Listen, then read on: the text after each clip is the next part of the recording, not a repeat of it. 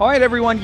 We have at least two things in common with one another. We are all patriots, and we are all living inside bumbling Biden's stumbling economy. And I know that a lot of you are asking the question in the midst of all of this economic insanity and instability, is it even possible to make wise and profitable business and investing decisions? Well, my guest today specializes in precisely that. It's my privilege to introduce you to Taylor Welch. Taylor is a super successful entrepreneur. He's the founder and CEO of 5 multi 8-figure brands, ranging from online services to real estate. And he's here to show all of us, regardless of the economic or political climate, how we can all make better business and investing decisions. And he even has a free course he's going to be offering us. So make sure to stick it all the way to the end of the video. So Taylor, thank you so much for being with us today. It's great to have you, man. It's amazing to be here. And it's an amazing time to get rich, because when everyone else is afraid, that's the moment that you can advance the right way. So it's good to be here. Yeah, a little Warren Buffett advice. That's wonderful. I mean, can you, if you don't mind, can you just give us a little bit of your backstory? What got you into entrepreneurship? And is this where you thought you'd end up when you were just starting out?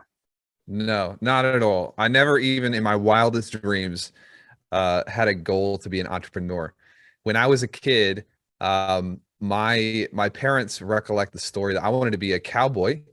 That was the first thing. And the second thing is I wanted to be a pastor.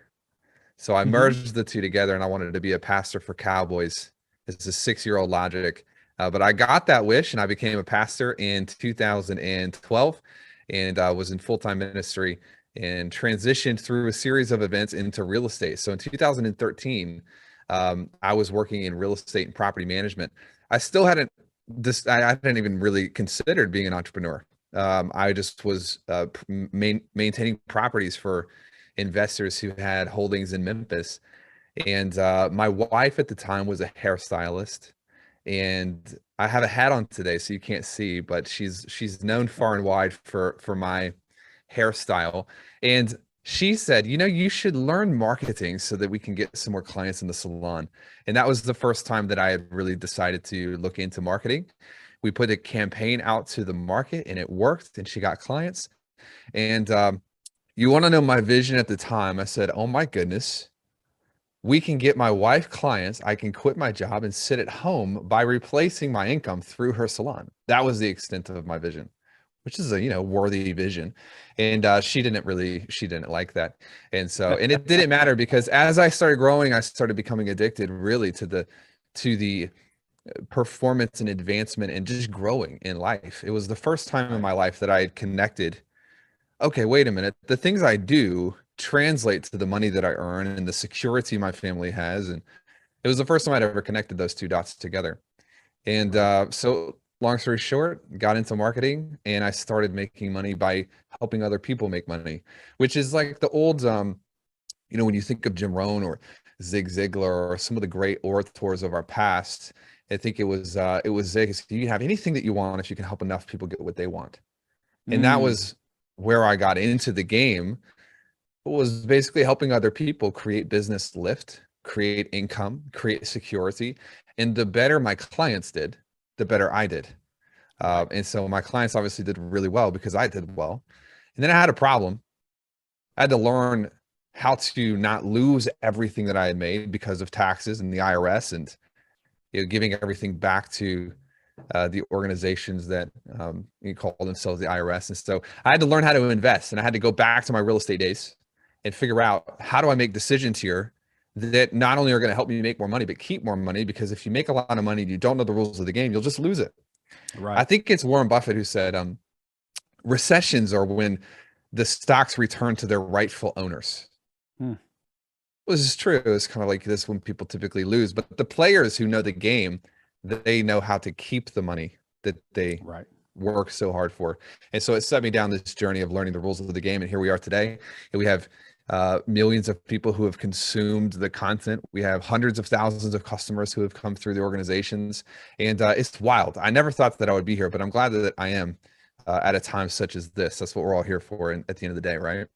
Yeah, there you go. No, and I love the way your story embodies what I think it was George Gilder who said that the difference between capitalism and socialism is capitalism always begins with a gift. You know, it always begins with an investment of some kind. It always begins, you don't, Yes. and the return that you get, the return you get is the measure of the appreciation people have for your gift.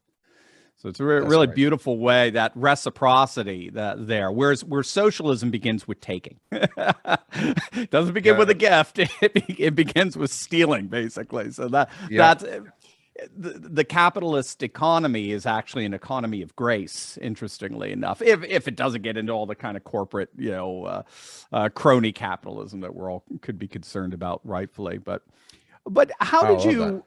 Yeah. Oh, yeah. George Gilder's wonderful. How did you?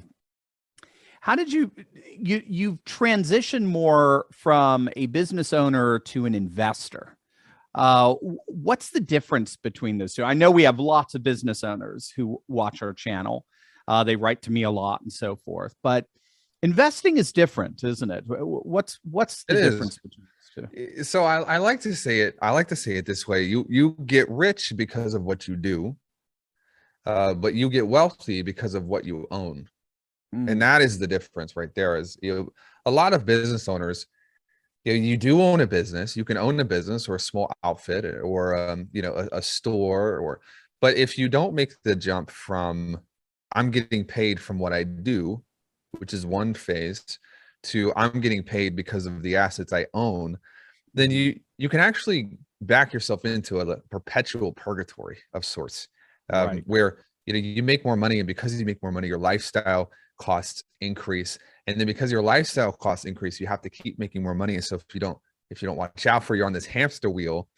And by textbook definitions, you are free, but you're not really free because you can't Right. get off the wheel. And so Right. what I've tried to do is, I started the first business in 2014, and we've had dozens of companies through the years.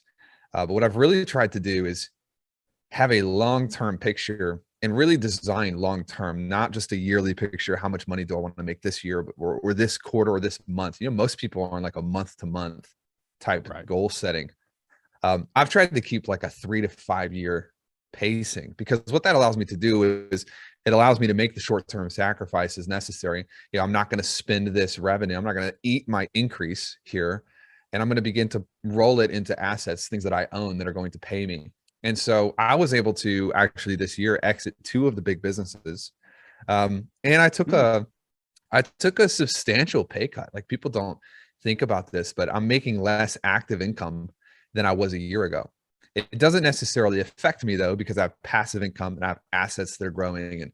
And so the only way I was able to have that freedom was because I invested money into buying the right things.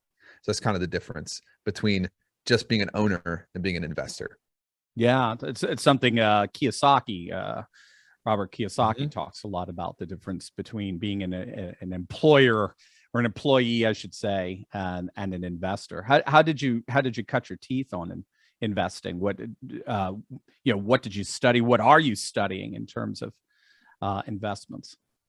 Yeah. So the first thing is well, this isn't a helpful answer, but I'll tell you the truthful answer, is if we connect all the way back full circle, my first career job outside of ministry was real estate. And so, Mm, I was able to, realistically, I cut my teeth by seeing investors make money and lose money and connect the dots. I'm like, well, this is because it was a bad tenant.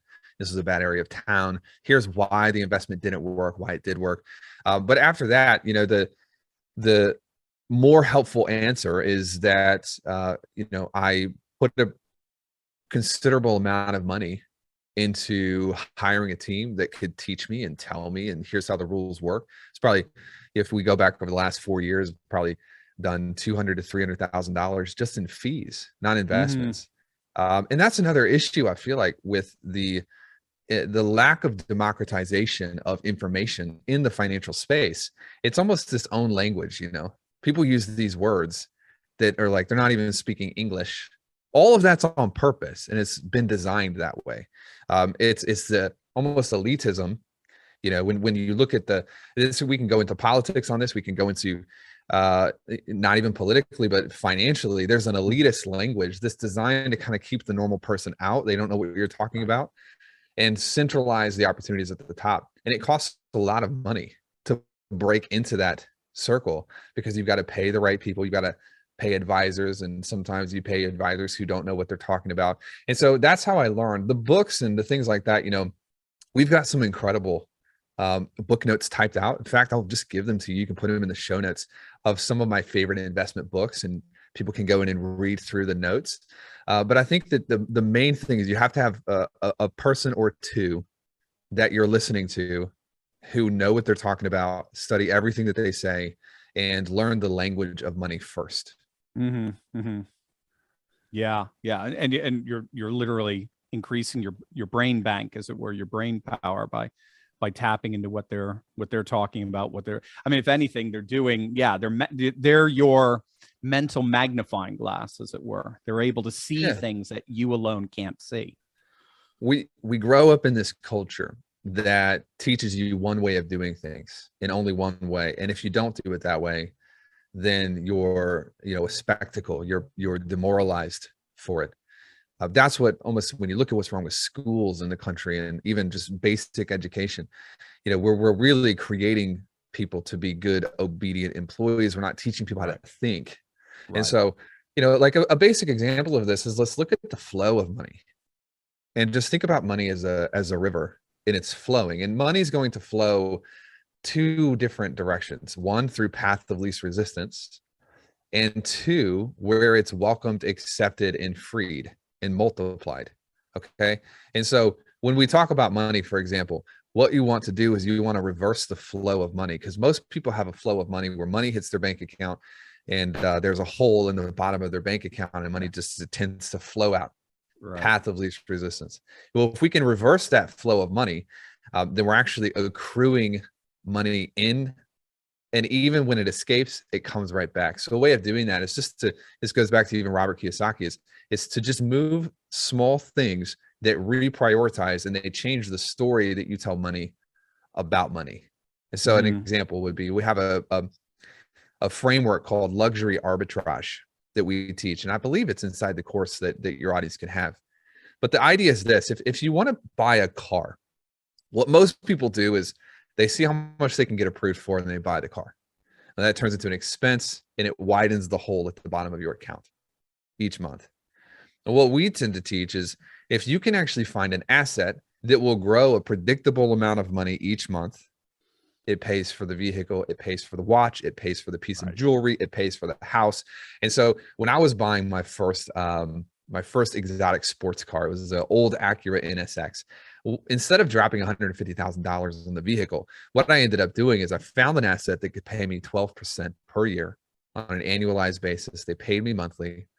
And I did the math, and I said, if this car payment is $1,500 per month or $1,200 per month, and then the money's irrelevant here, I'm just giving you the example, but let's say it's $12,000 a year, it's $1,000 a month.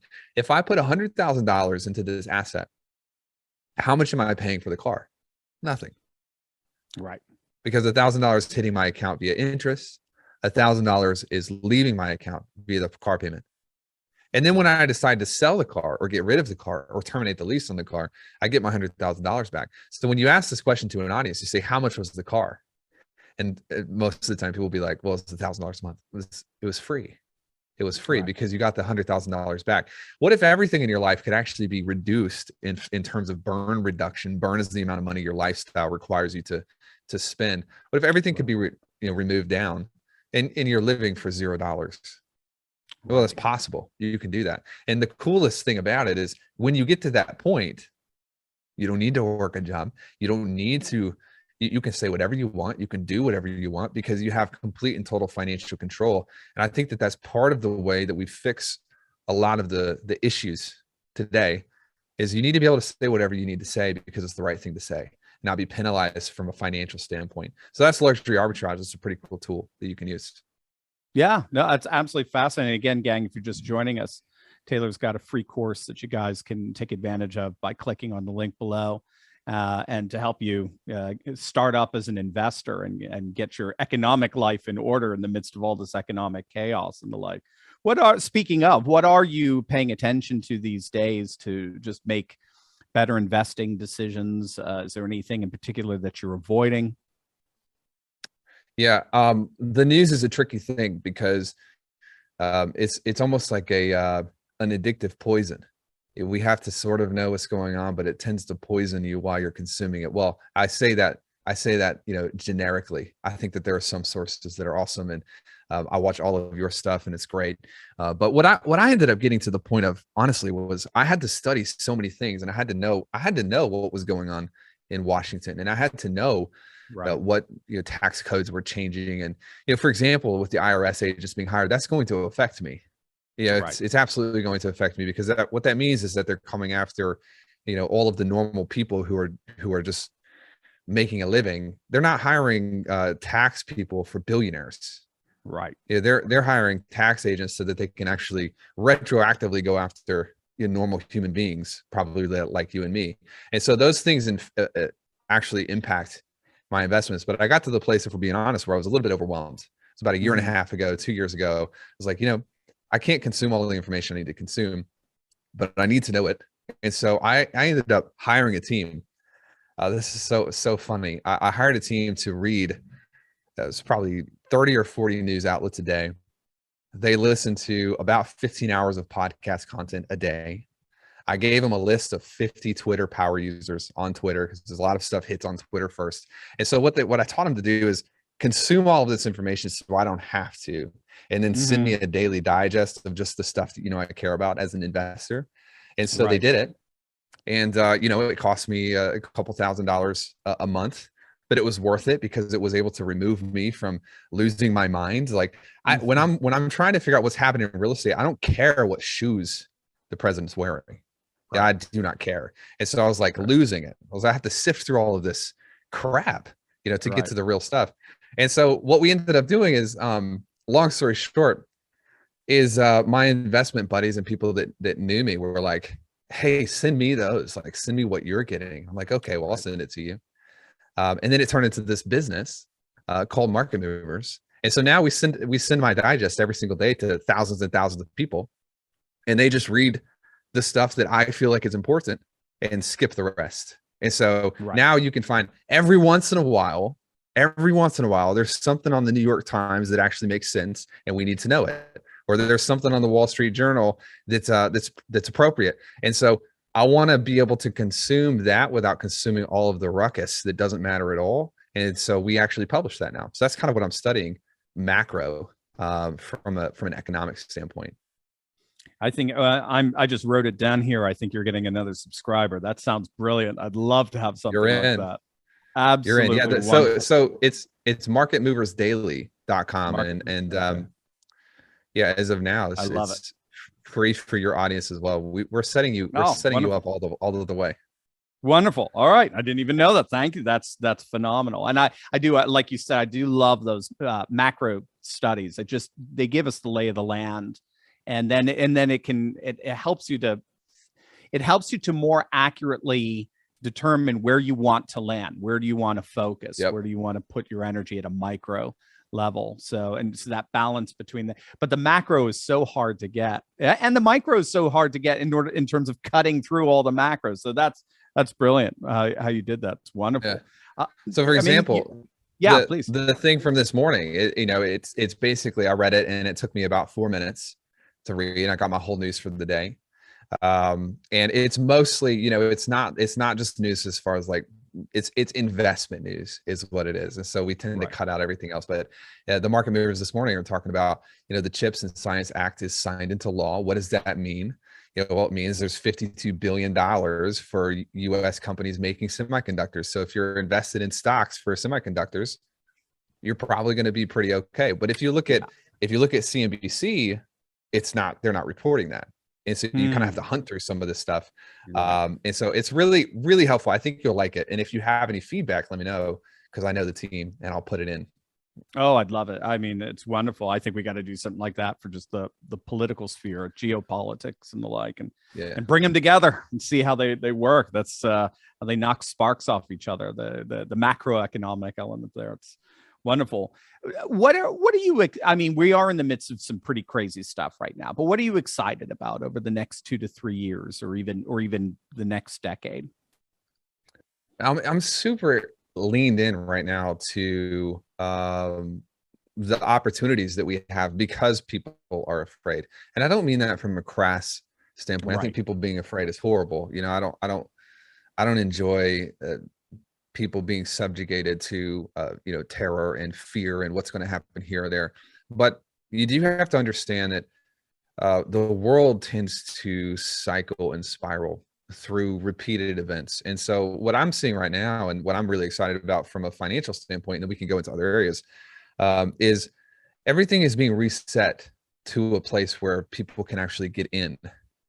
And so when you look at like, for example, you look at Ford, you look at AT&T, you look at Apple and Microsoft and Google, and when we make investment decisions, the game is to buy in low and sell high. And for a really long time, we've been in this insane high. And the last, I thought that we were going to have a recession in the last administration. However, there were decisions that were made that were actually really good decisions that kind of perpetuated surplus. Right. And it was obviously, as you know, it was, I don't know, 8 months after the new administration where they started making stupid calls, and then we just go into the normal recessionary times. And so I'm looking forward to getting more people involved in investment, because now is one of the best times in the last 25, 30 years to investing. I'm excited about, to be honest with you, I think that there's a level that I am excited about some of these things having optics on them for the first time. People being able to see, we've always had, there's always been corruption. There's always been bad people. There's always been people who are making bad decisions, but we've not always had optics or the ability to see corruption or see bad decision. And I think we're in a really profound time where people can now see with their own eyes and with their own ears. They can say, well, this is corrupt. This isn't right. We have an opportunity to reset some things inside of the country, or we have an opportunity to lose all of the progress that we've made. And that's finally out in the light and in the open.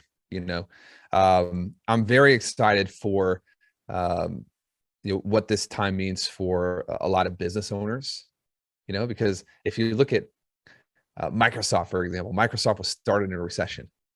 Most of the big companies were started when the economic climate was pretty scary.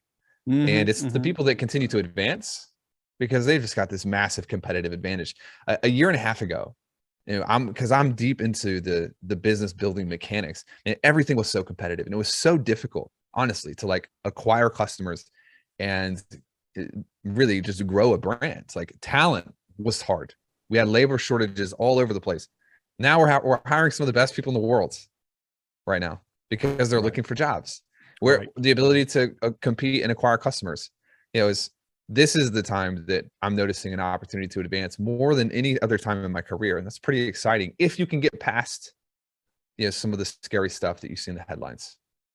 Yeah, that's a great, I mean, that's a perfect segue into sort of wrapping this up. So I know we have lots of small business owners who are watching. A lot of them got their, got their teeth kicked in over the last 18 months. So what advice would you give to them to stay in the game, ride out the turbulence in the economy, and flourish through this? Yeah. So the first piece of advice is something I've had to give myself, because I've gotten kicked in the teeth as well. None of us have escaped it. Is to control your thinking, because when you go through a rough time, if you're not careful, that rough time can turn into a pattern. And the thing that kicks a circumstance, a temporary circumstance, into a permanent pattern is the way we respond to the circumstance. And so I'm actually going through a study right now of the subconscious, and it's amazing. Like, the subconscious controls everything. It's the crew that runs our minds. And most people, unfortunately, I think they go through rough, difficult seasons. And what they do is they begin to develop habits of like focusing on avoiding the last time. I'm going to avoid the last time. And what happens is accidentally they end up repeating the last time over and over and over again. And that has to do with the subconscious. And so it's really that might be a little bit too up into the clouds, but I think that it's super important to focus more than anything else on what you want and what you're trying to create. I think the other thing is to guard your inputs and guard your circle and guard your crew. Select a couple of different people that you trust, listen to them. Most of the internet is full of just random people who don't know what they're talking about. And so we're in like information is so accessible. We're also in information overload and overwhelm, you know? And so business owners, you got to be careful, because now is the best time ever to grow your business. And if there's anyone telling you that that's not the case, you know, you've got an input problem. And I would be really conservative in who you give attention to and who you follow and who you don't follow. And then practically pretend there's no recession. Legit, just pretend that it doesn't exist. From a practical standpoint, ignore it all. And if you can do that, then your business is going to continue to grow, because the decisions we make in downtimes are actually what hurts us. Downtimes don't hurt us. We're not getting kicked in the teeth because of downtimes. We're getting kicked in the teeth because we make decisions in the downtimes that are different than our normal decisions. Does that make sense? Yeah, absolutely. Absolutely. Yeah, amazing. Awesome. All right. So give it to us now, Taylor. What can people do? They're going to click on the link below. It sounds like you have a little Christmas basket for us. We do. Christmas came early this year. So there's a link below. It's marketmoversdaily.com/Turley. And you'll go to that link. It'll have a little bit of an explainer. And we're going to give you two things. The first is a free premium subscription to Market Movers. So you're going to get the same digest that I get every single day.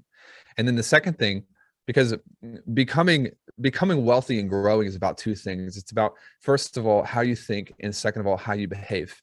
Those are the two things. And so Market Movers Daily is going to help you behave better, because it's going to give you better data. But the information packet, or the course that I want to give you, is designed to teach you how to think. And so it kind of walks you through. There's probably 6 or 7 hours of content inside of that course that teach you, how does money work? How do we create new money? What's the Federal Reserve? Why is inflation? You want to hear something crazy before we wrap up? Let's take 2 seconds. Yeah, sure, of course. If inflation continues at 5% per year, which right now we're at 9, hopefully they can bring us down back to 5 or something, normal. But let's say inflation continues 5% for the next 10 years. The person earning $100,000 right now is earning $65,000 in year 10, but it doesn't work that way. But that's how everyone talks about it. Here's how it really works. Human beings don't typically just like take pay cuts. We make sacrifices to keep up, right? This is why we're on the hamster wheel. We're keeping up with this person. And so if you flip this around, if inflation continues, a 40-hour work week today turns into a 67-hour work week in 10 years. That's the real rub. If you don't learn how to multiply your money, then your money will multiply your work hours required to earn it. And so this course is going to teach you, here's how money is multiplied. Here's how you actually turn $1 into $1.50 into $2. That way, when we get to the end of the next 6, 7, 8, 10, 15 years, you can look up one day and you don't have to work anymore. Or if you do work, you don't have to work as much. And so there's all these things that are used to combat, the inflationary cycle that we're in. And so I go through the whole thing in the course. It's totally free. So that's what they're going to get on the other side of this. Absolutely wonderful. And gang, all you have to do is just click on the link below, and you can have access to this. I can't wait for this market. What is it? I am market. It looks like it says Moons Market Daily. What is it? Market Movers Daily. Movers. It looks like I put moon. I also look like moron, so I wasn't going to say Market Moron. Hey, that'll be the one I'm giving you, Taylor. Market Morons Daily. Love it. Well, gang, as you know, we are living in absolutely insane times, and it's wonderful that we have resources like Taylor to help guide us with some stability and some predictability in the midst of all this insanity. Taylor Welch, thank you so much for being back with us. You're such a blessing. It's an honor. Thank you.